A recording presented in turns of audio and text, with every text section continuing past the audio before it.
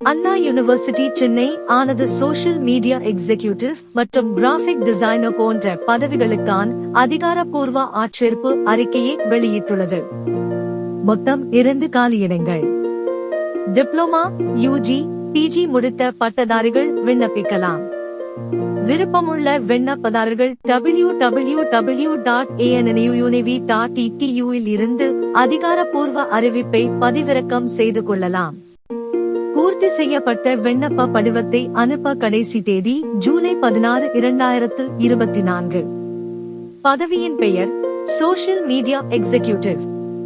காலியிடம் 01.